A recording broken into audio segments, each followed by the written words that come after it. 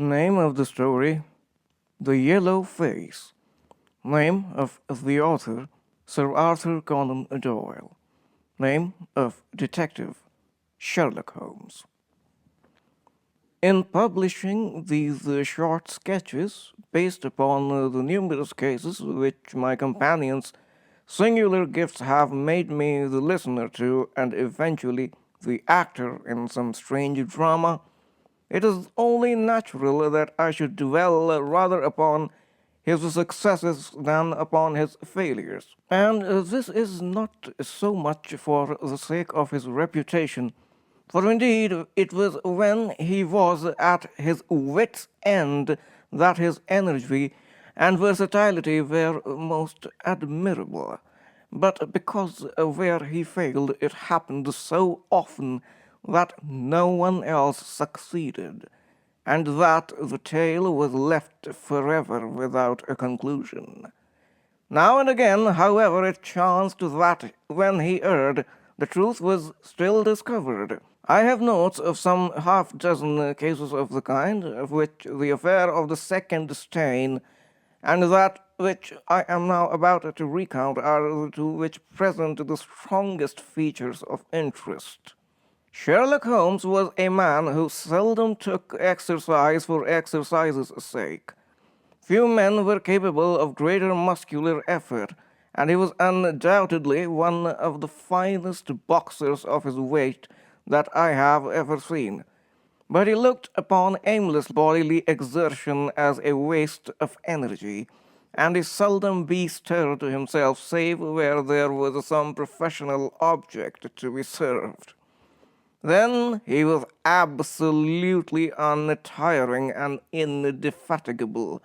That he should have kept himself in training under such circumstances is remarkable, but his diet was usually of the sparest, and his habits were simple to the verge of austerity. Save for the occasional use of cocaine, he had no vices, and he only turned to the drug as a protest against the monotony of existence when cases were scanty and the papers uninteresting. One day in early spring he had so far relaxed as to go for a walk with me in the park, where the first faint shoots of green were breaking out upon the elms, and the sticky spearheads of the chestnuts were just beginning to burst into their five-fold leaves. For 2 hours we rambled about together, in silence for the most part, as befits two men who know each other intimately. It was nearly 5 before we were back in Baker Street once more.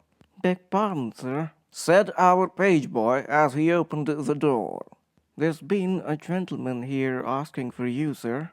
Holmes glanced reproachfully at me. "So much for afternoon walks," said he. "Has this gentleman gone, then?" "Yes, sir." "Didn't you ask him in?" "Yes, sir, he came in." "How long did he wait?"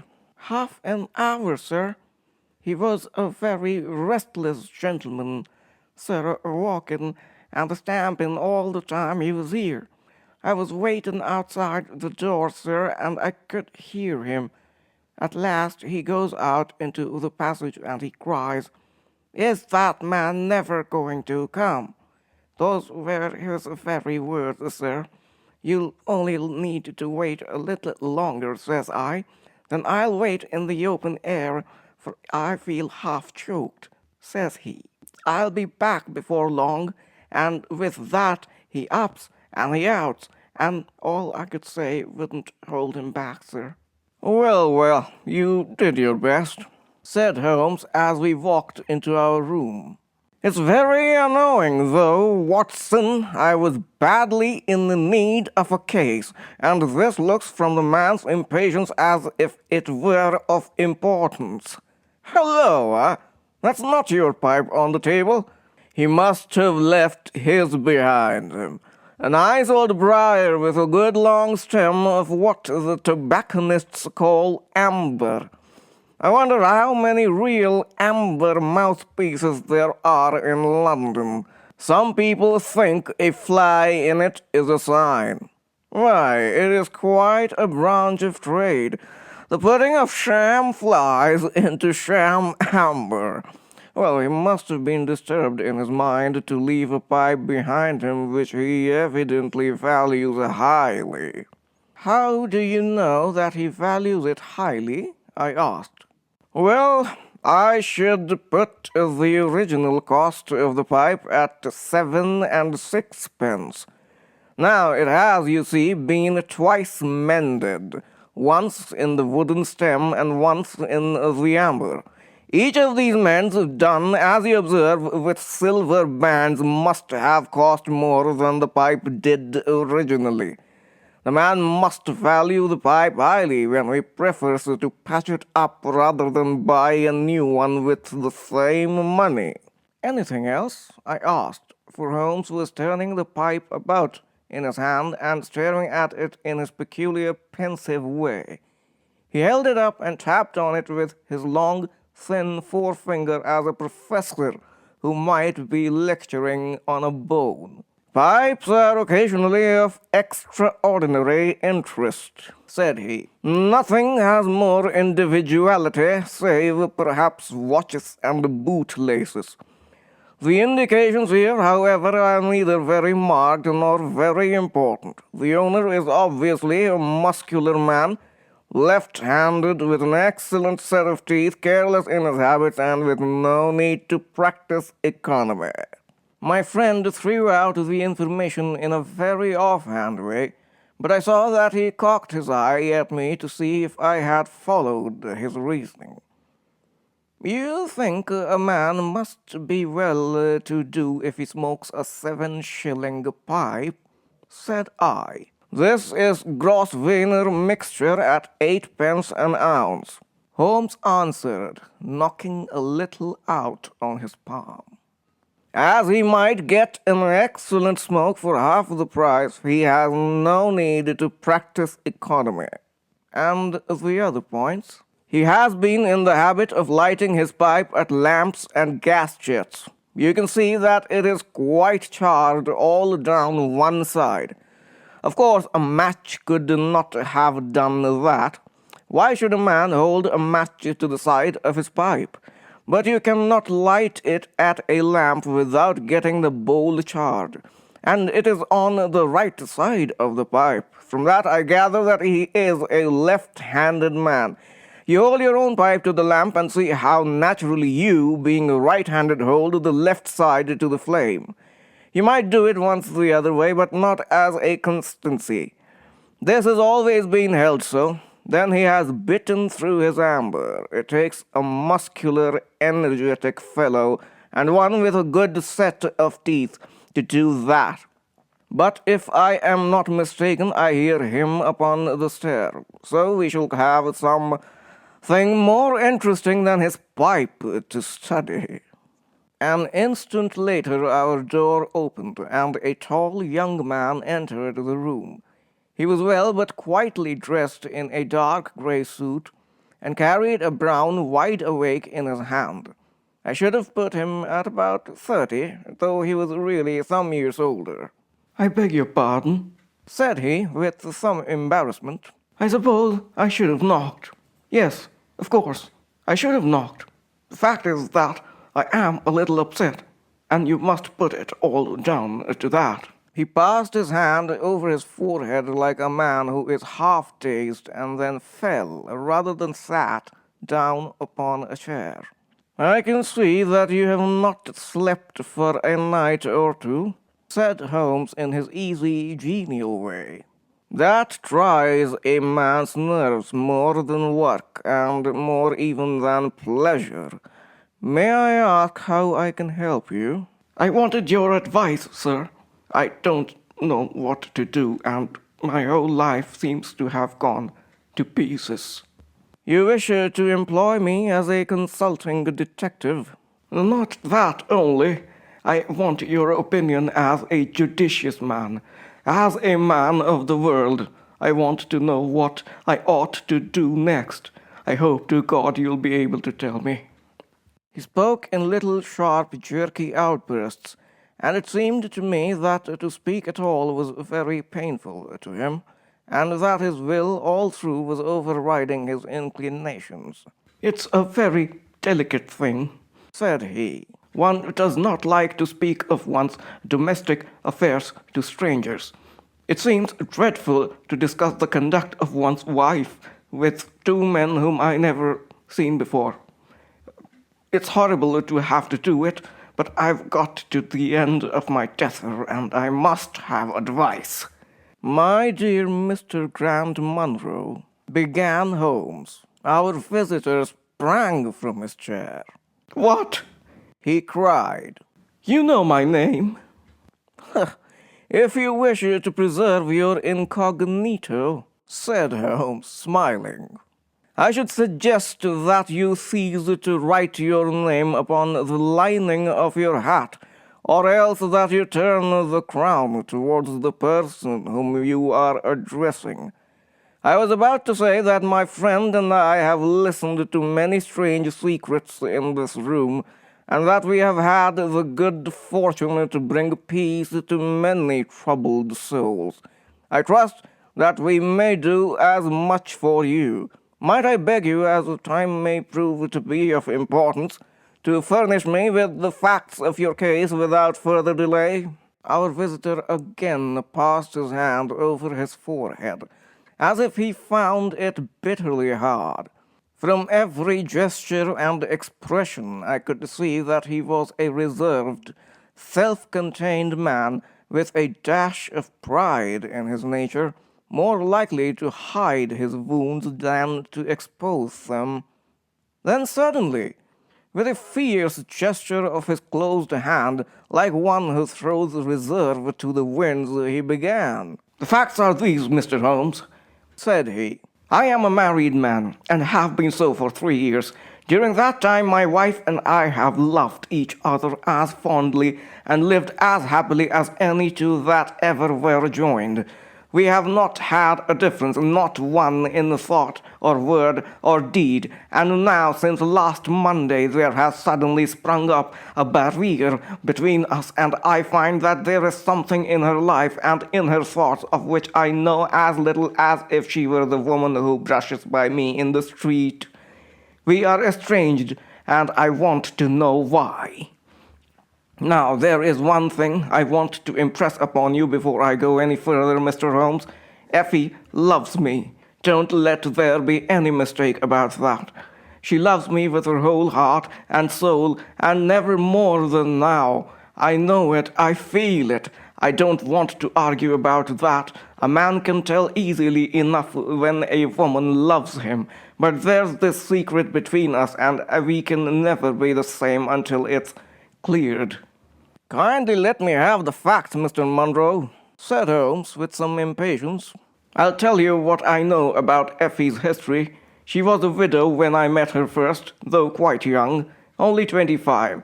Her name then was Mrs. Hebron. She went out to America when she was young and lived in the town of Atlanta, where she married this Hebron, who was a lawyer with a good practice.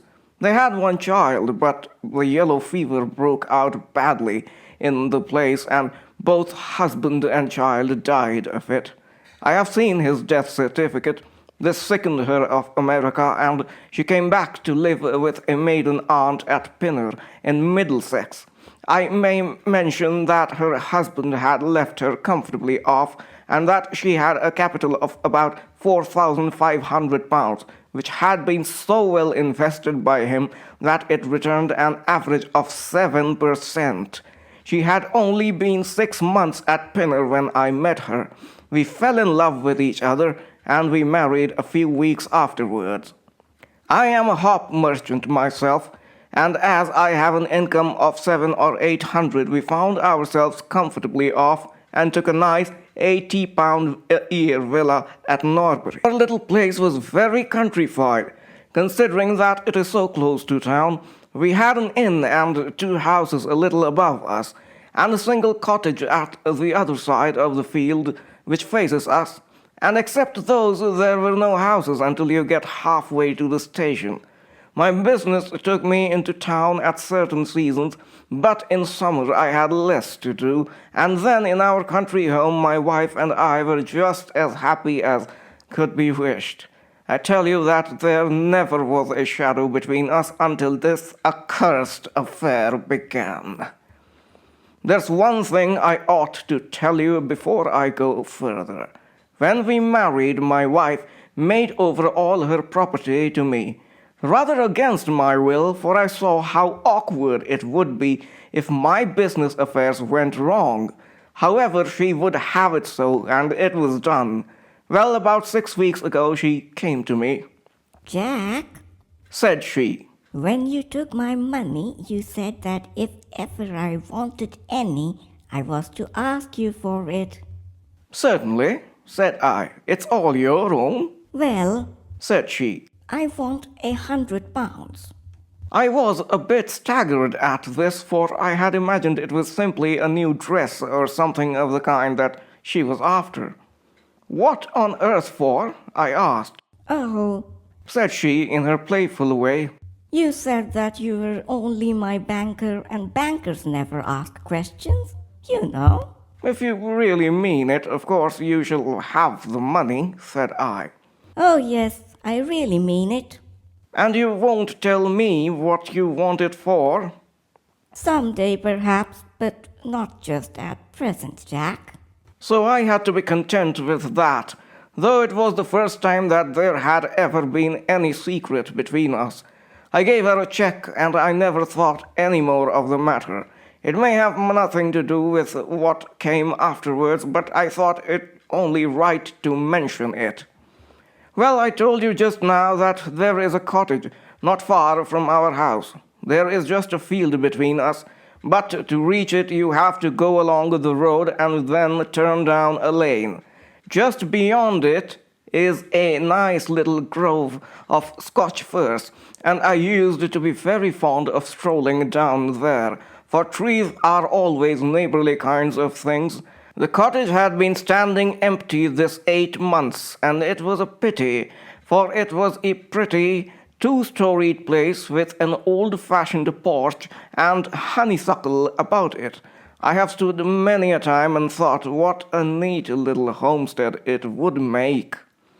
Well, last Monday evening I was taking a stroll that way when I met an empty van coming up the lane, and saw a pile of carpets and things lying about on the grass plot beside the porch. It was clear that the cottage had at last been let. I walked past it, and then stopping as an idle man might, I ran my eye over it, and wondered what sort of folk they were who had come to live so near us.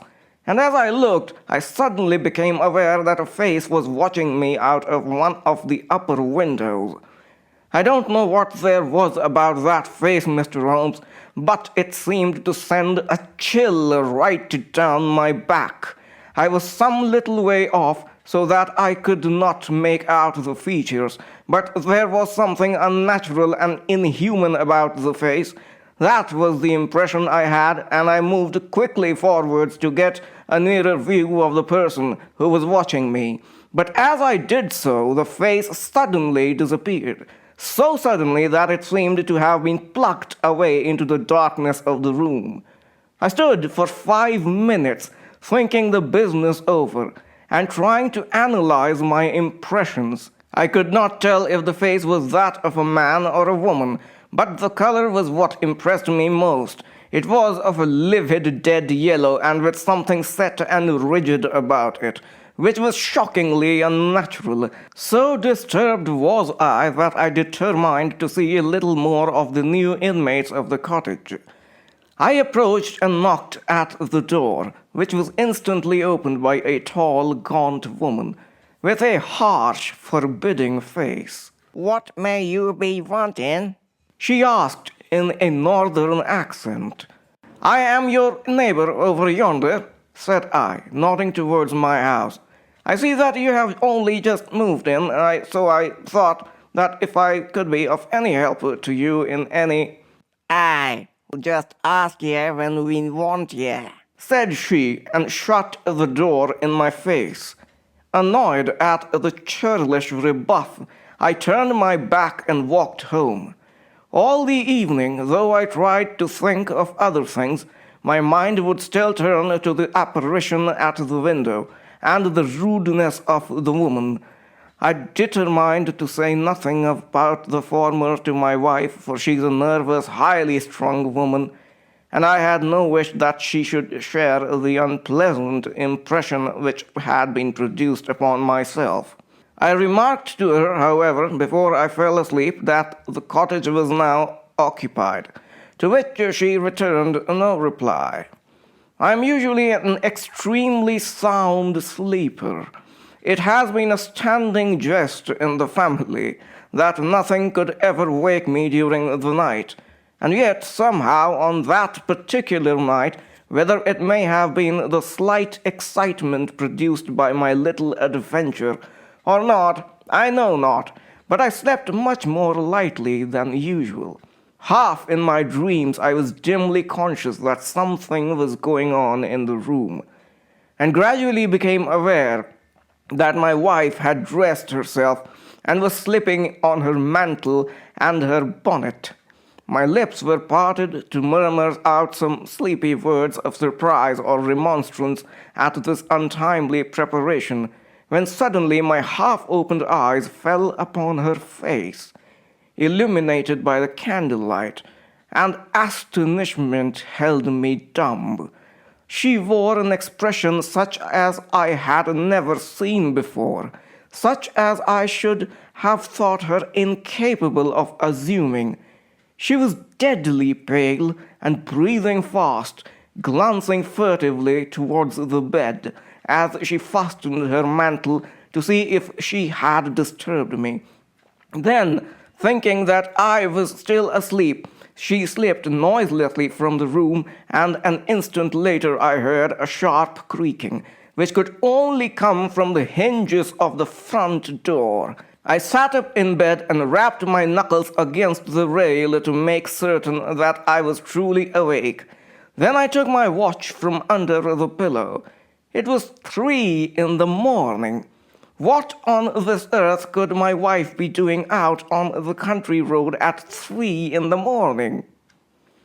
I had sat for about 20 minutes, turning the thing over in my mind and trying to find some possible explanation. The more I thought, the more extraordinary and inexplicable did it appear. I was still puzzling over it when I heard the door gently close again and her footsteps coming up the stairs. "Where in the world have you been, Effie?" I asked, as she entered. She gave a violent start and a kind of gasping cry when I spoke, and that cry and start troubled me more than all the rest, for there was something indescribably guilty about them. My wife had always been a woman of a frank, open nature, and it gave me a chill to see her slinking into her own room, and crying out and wincing when her own husband spoke to her. "You awake, Jack?" She cried with a nervous laugh. "Why, I thought that nothing could awaken you." "Where have you been?" I asked more sternly. "I don't wonder that you are surprised," said she, and I could see that her fingers were trembling as she undid the fastenings of her mantle. "Why, I never remember having done such a thing in my life before. The fact is that I felt as though I were choking and had a perfect longing for a breath of fresh air. I really think that I should have fainted if I had not gone out. I stood at the door for a few minutes, and now I'm quite myself again." All the time that she was telling me this story, she never once looked in my direction, and her voice was quite unlike her usual tones. It was evident to me that she was saying what was false. I said nothing in reply, but turned my face to the wall, sick at heart, with my mind filled with 1,000 venomous doubts and suspicions. What was it that my wife was concealing from me? Where had she been during that strange expedition? I felt that I should have no peace until I knew, and yet I shrank from asking her again after once she had told me what was false. All the rest of the night I tossed and tumbled, framing theory after theory, each more unlikely than the last.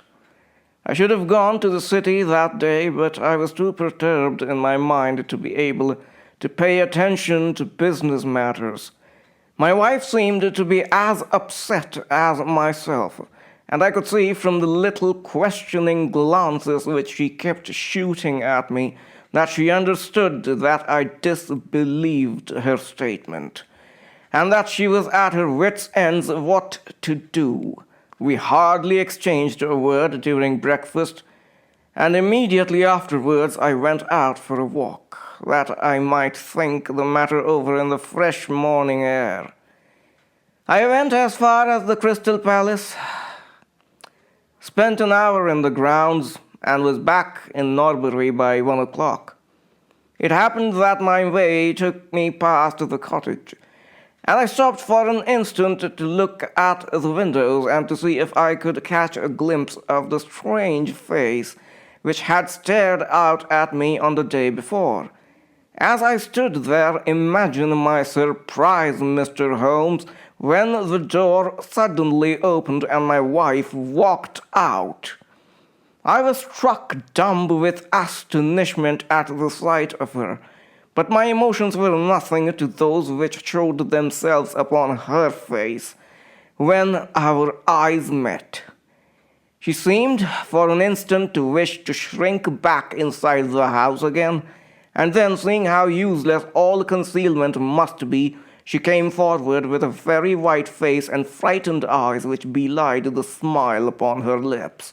"Oh, Jack," she said. "I have just been in to see if I can be of any assistance to our new neighbors. Why do you look at me like that, Jack?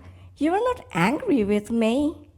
"So," said I, "this is where you went during the night." "What do you mean?" she cried. "You came here, I am sure of it. Who are these people that you should visit them at such an hour?" "I have not been here before." "How can you tell me what you know is false?" I cried. "Your very voice changes as you speak. When have I ever had a secret from you? I shall enter that cottage and I shall probe the matter to the bottom." "No, no, Jack, for God's sake." she gasped in incontrollable emotion. Then, as I approached the door, she seized my sleeve and pulled me back with convulsive strength. "I implore you to not do this, Jack. she cried. I swear that I will tell you everything someday, but nothing but misery can come out of it if you enter that cottage." Then, as I tried to shake her off, she clung to me in a frenzy of entreaty. "Trust me, Jack. she cried. Trust me only this once. You will never have cause to regret it. You know that I would not have a secret from you if it were not for your own sake. Our whole lives are at stake on this. If you come home with me, all will be well. If you force your way into that cottage, all is over between us." There was such earnestness, such despair in her manner that her words arrested me, and I stood irresolute before the door. "I will trust you on one condition, and on one condition only," said I at last. "It is that this mystery comes to an end from now. You are at liberty to preserve your secret, but you must promise me that there shall be no more nightly visits, no more doings which are kept from my knowledge. I am willing to forget those which are past if you will promise that there shall be no more in the future." "I was sure that you would trust me," she cried, with a great sigh of relief. "It shall be just as you wish. Come away, oh, come away up to the house." Still plucking at my sleeve, she led me away from the cottage. As we went, I glanced back, And there was that yellow, livid face watching us out of the upper window. What link could there be between that creature and my wife? Or how could the coarse, rough woman whom I had seen the day before be connected with her? It was a strange puzzle, and yet I knew that my mind could never know ease again until I had solved it.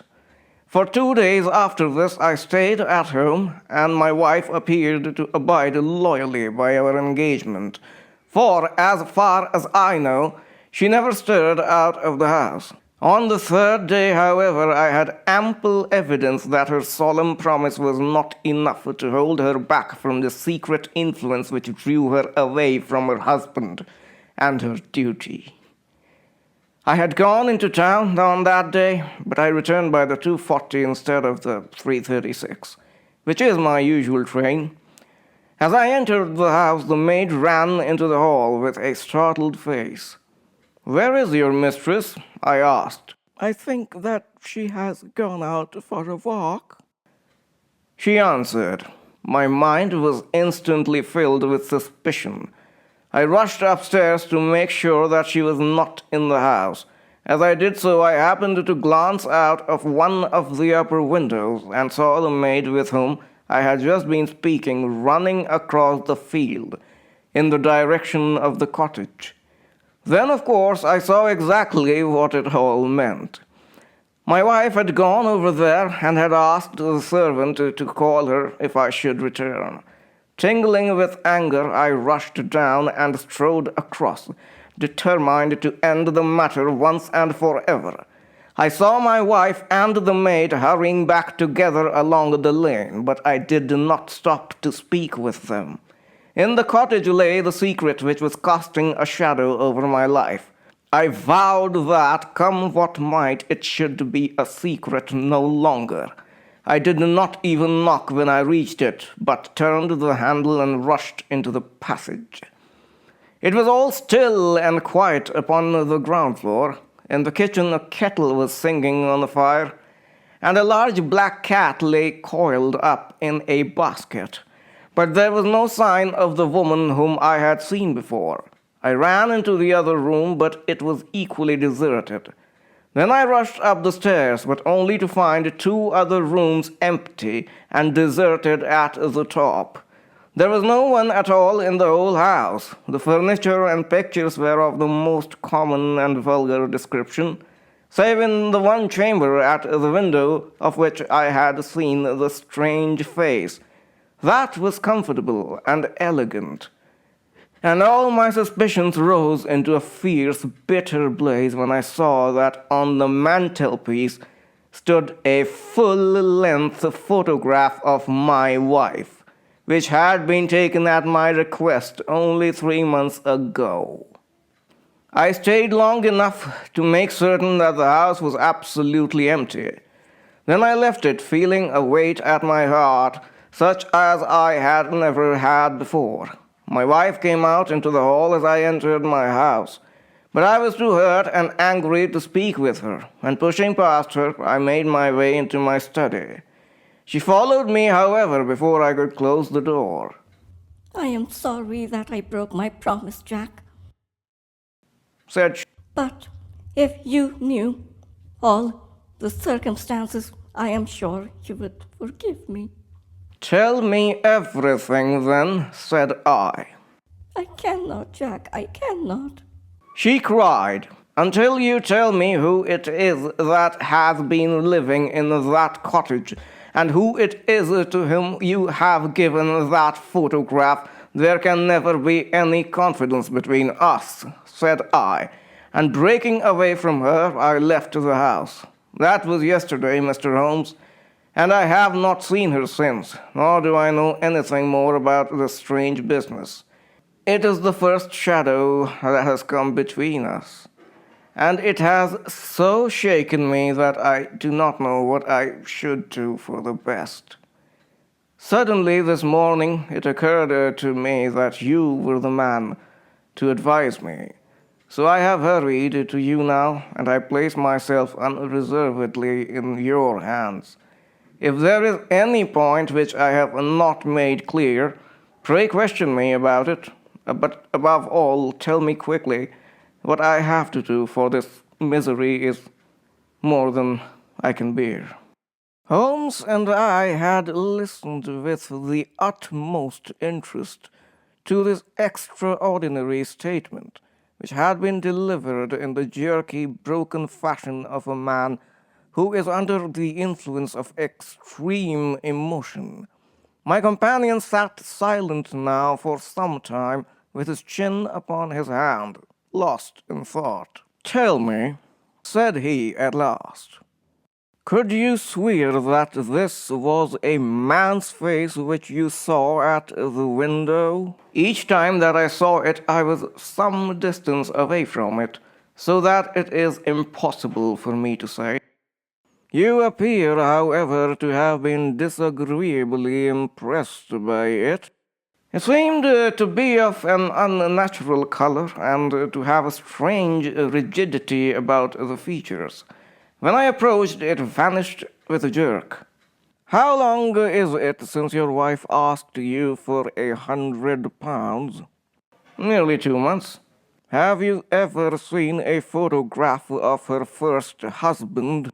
"No, there was a great fire at Atlanta very shortly after his death, and all her papers were destroyed." "And yet she had a certificate of death. You say that you saw it?" "Yes, she got a duplicate after the fire." "Did you ever meet anyone who knew her in America?" "No." "Did she ever talk of revisiting the place?" "No." "Or get letters from it?" "Not to my knowledge." "Thank you. I should like you to think over the matter a little now. If the cottage is permanently deserted, we may have some difficulty. If, on the other hand, as I fancy is more likely, the inmates were warned of your coming and left before you entered yesterday, then they may be back now, and we should clear it all up easily.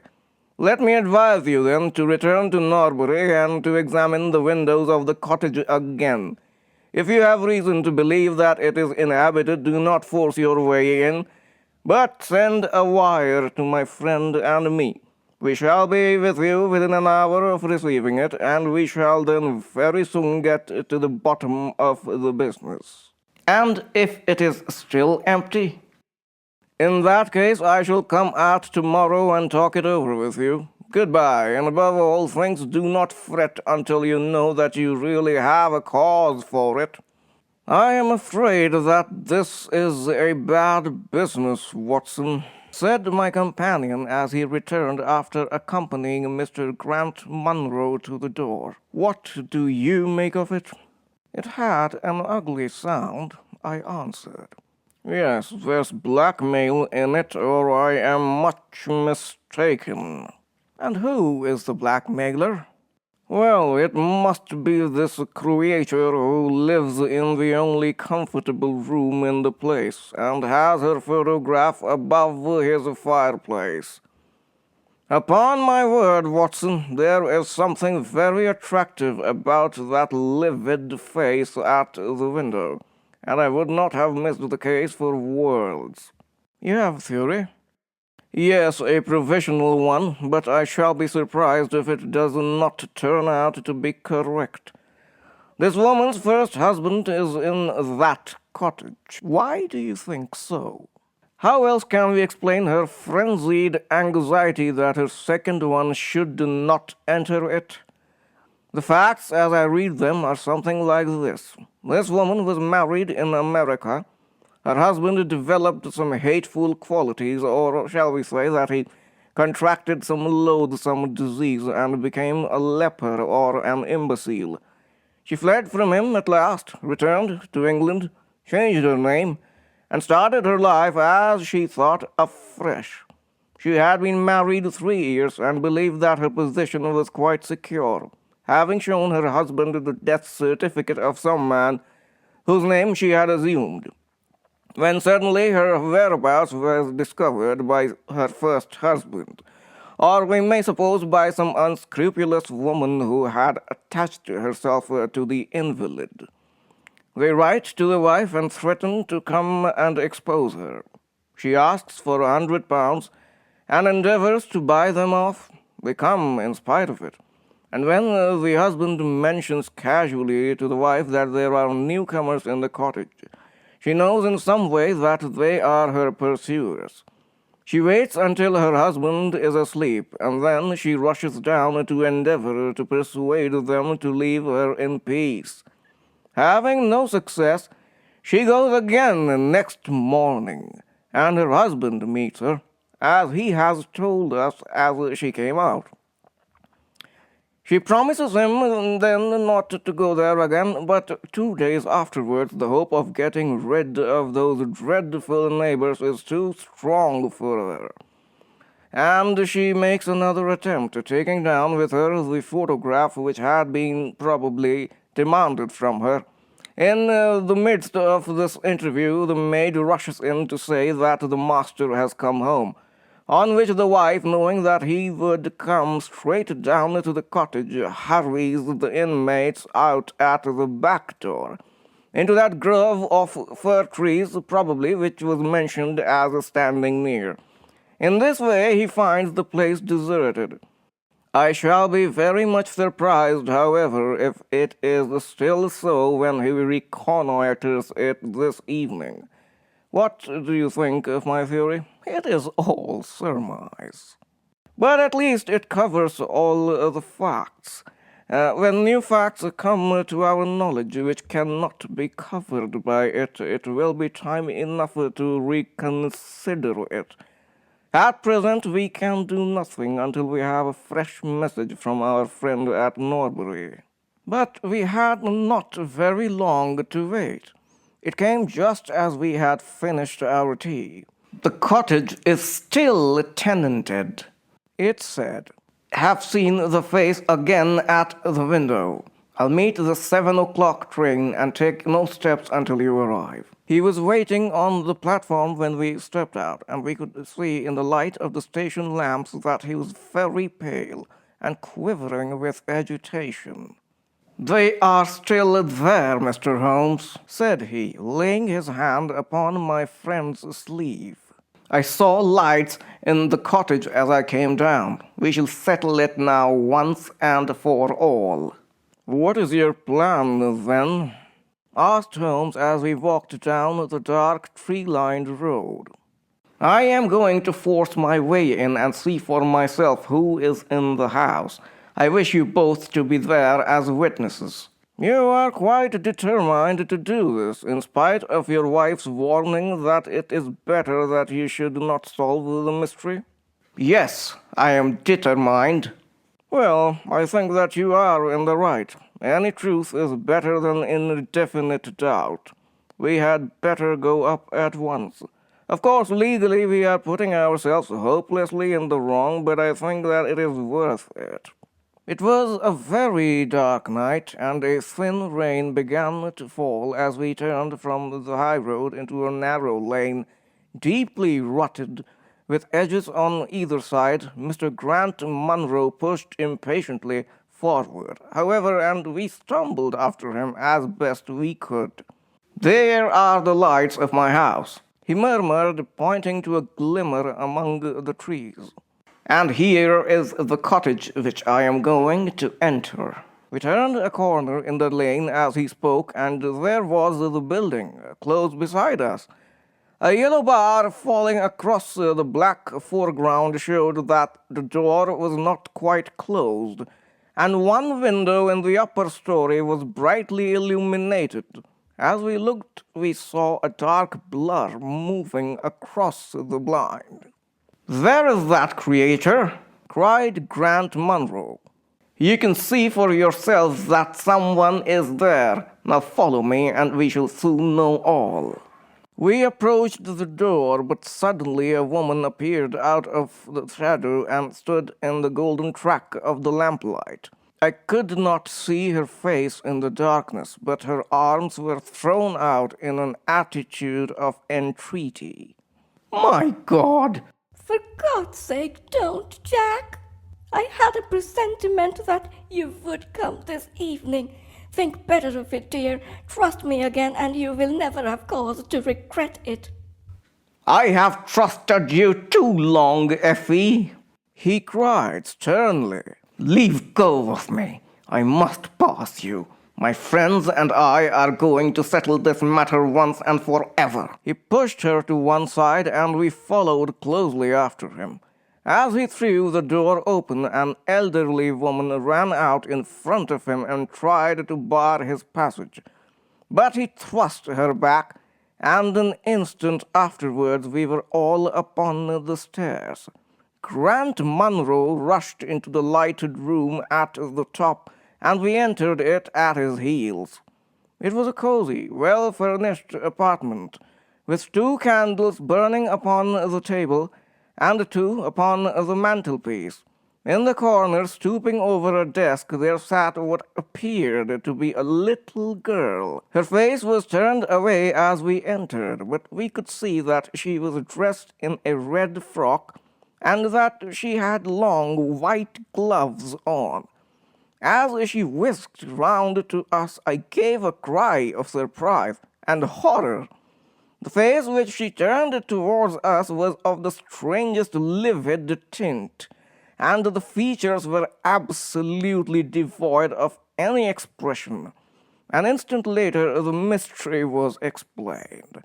Holmes, with a laugh, passed his hand behind the child's ear, a mask peeled off from her countenance, and there was a little coal-black negress, with all her white teeth flashing in amusement at our amazed faces.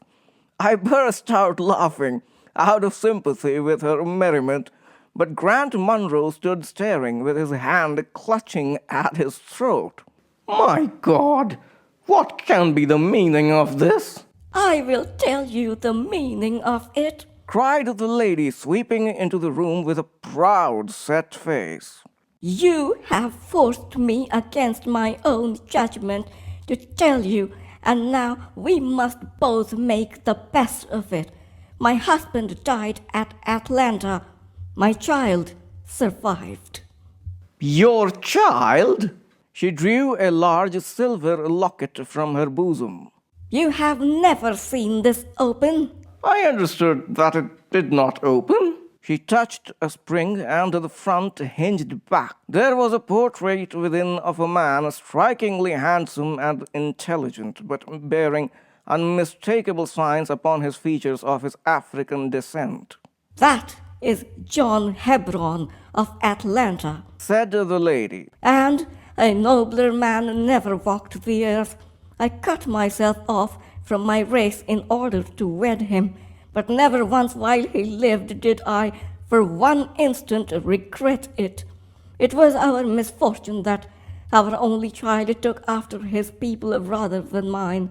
It is often so in such matches, and little Lucy is darker far than ever her father was. But dark or fair, she is my own dear little girlie, and her mother's pet. The little creature ran across at the words and nestled up against the lady's dress. When I left her in America, she continued, it was only because her health was weak and the change might have done her harm. She was given to the care of a faithful Scotchwoman who had once been our servant. Never for an instant did I dream of disowning her as my child. But when chance threw you in my way, Jack, and I learned to love you, I feared to tell you about my child. God forgive me. I feared that I should lose you, and I had not the courage to tell you. I had to choose between you, and in my weakness I turned away from my own little girl. For 3 years I have kept her existence a secret from you, but I heard from the nurse, and I knew that all was well with her. At last, however, there came an overwhelming desire to see the child once more. I struggled against it, but in vain. Though I knew the danger, I determined to have the child over. If it were but for a few weeks, I sent £100 to the nurse, and I gave her instructions about this cottage, so that she might come as a neighbor without my appearing to be in any way connected with her. I pushed my precautions so far as to order her to keep the child in the house during the daytime and to cover up her little face and hands so that even those who might see her at the window should not gossip about there being a black child in the neighborhood. If I had been less cautious, I might have been more wise, but I was half crazy with fear lest you should learn the truth. It was you who told me first that the cottage was occupied. I should have waited for the morning, but I could not sleep for excitement. And so at last I slipped out, knowing how difficult it is to awaken you. But you saw me go, and that was the beginning of my troubles. Next day you had my secret at your mercy, but you nobly refrained from pursuing your advantage. 3 days later, however, the nurse and child only just escaped from the back door as you rushed in at the front one. And now, tonight, you at last know all, and I ask you what is to become of us, my child, and me. She clasped her hands and waited for an answer. It was a long 2 minutes before Grant Munro broke the silence, and when his answer came, it was one of which I love to think. He lifted the little child, kissed her, and then, still carrying her, he held his other hand out to his wife and turned towards the door. "We can talk it over more comfortably at home," said he. "I am not a very good man, Effie, but I think that I am a better one than you have given me credit for being." Holmes and I followed them down to the lane, and my friend plucked at my sleeve as we came out. "I think," said he, "that we shall be of more use in London than in Norbury." Not another word did he say of the case until late that night when he was turning away with a lighted candle for his bedroom. "Watson," said he, "if it should ever strike you that I am getting a little overconfident in my powers, or giving less pains to a case than it deserves, kindly whisper Norbury in my ear, and I shall be infinitely obliged to you." The end. You've been listening to Deep Mukherjee, your reader. If you like my story reading, please like and subscribe to my channel, Bunch of Stories. Thank you.